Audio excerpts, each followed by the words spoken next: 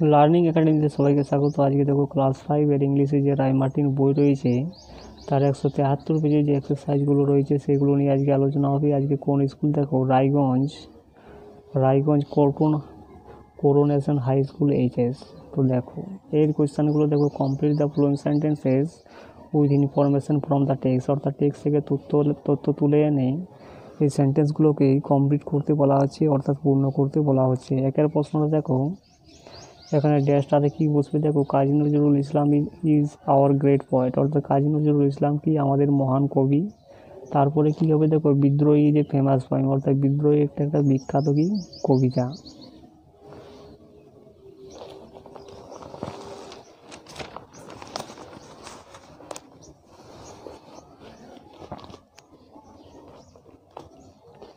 এরপরে দেখো answer the following question, write the name of the village where Kazi Nazrul Islam was born, অর্থাৎ কি কাজী নজরুল ইসলাম কোথায় জন্মগ্রহণ করেছিলেন সেই ভিলেজটার কিন্তু নামটা লিখতে বলা হচ্ছে। তো কি কি লিখবে দেখো, the name of the village was Churulia where Kazi Nazrul Islam was born, অর্থাৎ কি ওই গ্রামটার নাম ছিল চুরুলিয়া, যেখানে কাজী নজরুল ইসলাম কি করেছিলেন, জন্মগ্রহণ করেছিলেন।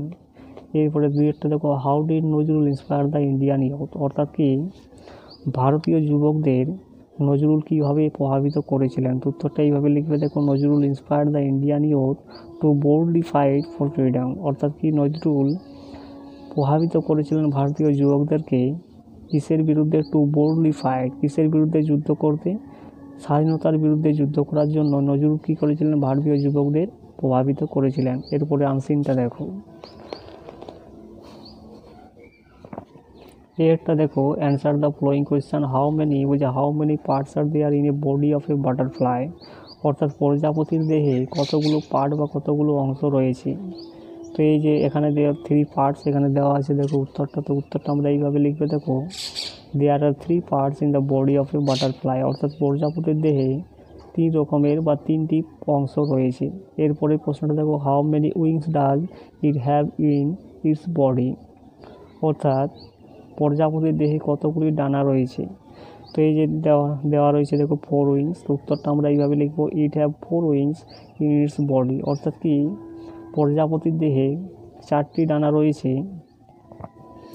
3 প্রশ্নটা দেখো, হোয়ার ডাজ এ বাটারফ্লাই লে এগস, অর্থাৎ বাটারফ্লাই প্রজাপতি কোথায় ডিম পাড়ে। উত্তরটা এইভাবে লিখবে দেখো, এ বাটারফ্লাই লে এগস অন লিভস, অর্থাৎ পাতার উপরে কি করে প্রজাপতিগুলো ডিম পাড়ে। এরপরে গ্রামার অ্যান্ড ভোকাবুলারিগুলো দেখো, write the first form of the following verb, অর্থাৎ নিচের ভার্বগুলোর এখানে ফার্স্ট ফর্মটা লিখতে বলা হচ্ছে। গোটা হয়ে যাবে ওয়েন্ট, বাইটা হয়ে যাবে বট, বাই মানে কেনা, বট মানে কিনেছিল। বিয়েরগুলো দেখো, fill in the blanks with suitable preposition, অর্থাৎ সুটেবল প্রিপোজিশন দিয়ে এই ব্ল্যাঙ্কগুলোকে পূর্ণ করতে বলা হচ্ছে। একের প্রশ্নটা দেখো, I am going to the fair with my sister, অর্থাৎ আমি মেলাতে যাচ্ছি আমার বোনের সাথে। The cat jumped of the tree, অর্থাৎ কি ওই বিড়ালটা কী করেছিল, জাম্প করেছিল ট্রি থেকে, অর্থাৎ ট্রি থেকে সে নিচে জাম্প করেছিল, তাহলে এটা কি হয়ে যাবে, অফ হয়ে যাবে। সিয়ারটা দেখো, split the sentence into subject and predicate, অর্থাৎ সাবজেক্ট এবং প্রেডিকেটে সেন্টেন্সগুলোকে কি বিভক্ত করতে বলা হচ্ছে। তো দেখো রবিটা হয়ে যাবে এখানে সাবজেক্ট, আর ইজ প্লেইং ফুটবল এটা হয়ে যাবে প্রেডিকেট। মাদারটা হয়ে যাবে এখানে সাবজেক্ট, আর কুকস ফুড ফর আস এটা হয়ে যাবে প্রেডিকেট। ক্লোজ দ্য উইন্ডো, অর্থাৎ দরজাটা বন্ধ করো, তাহলে কি হবে, এখানে কিন্তু কোনো সাবজেক্ট নেই, যেহেতু এটা ইম্পারেটিভ সেন্টেন্স, সেহেতু এখানে কি হবে, ক্লোজ দ্য উইন্ডোটা হয়ে যাবে এখানে প্রেডিকেট। এরপরে ডিয়ারগুলো দেখো, find out the word from the unseen passage that means the following, এখানে একটা কি আনসিন প্যাসেজ থেকে এখানে একটা ওয়ার্ড খুঁজে বার করতে বলা হচ্ছে, যেটার মিনিং কিন্তু পাশাপাশি বা সিনোনিম বলতে পারে। গ্যাদার্সটা কী হয়ে যাবে, গ্যাদার মানে জড়ো করা, আর কালেক্ট মানে সংগ্রহ করা, তাহলে গ্যাদার্সটা হয়ে যাবে এখানে কালেক্ট। এরপরে রাইটিংটা দেখো,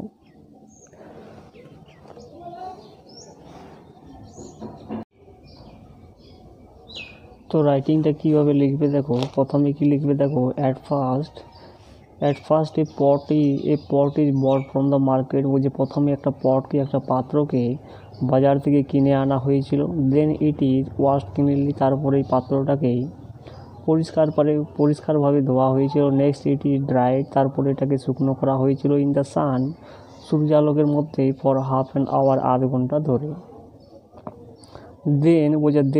দেন bottles of many colours are bought from the market, তারপরে কি হয়েছিল, বিভিন্ন কালারের বটলগুলোকে কি করা হয়েছিল, মার্কেট থেকে কিনে আনা হয়েছিল। Then the painter started to paint the pot, তারপরে চিত্রকর শুরু করেছিলেন ওই পাত্রগুলোকে আঁকাআঁকি করতে যত্ন সহকারে। Then it is painted with many things, তারপরে এটাকে পেন্টেড করা হয়েছিল, অঙ্কন করা হয়েছিল, মেনি থিংস, বিভিন্ন রকমের জিনিস দিয়ে, লাইক ফ্লাওয়ার শেপস, বিভিন্ন রকমের ফুল, বিভিন্ন আকৃতি দিয়ে কি করা হয়েছিল, পাত্রগুলোকে পেন্টেড করা হয়েছিল। At last polish is applied to make the surface shiny, এবং সর্বশেষে কি করা হয়েছিল, পলিশ করা হয়েছিল যাতে করে কি থাকে, সারফেসটা কি হয়, চকচকে থাকে।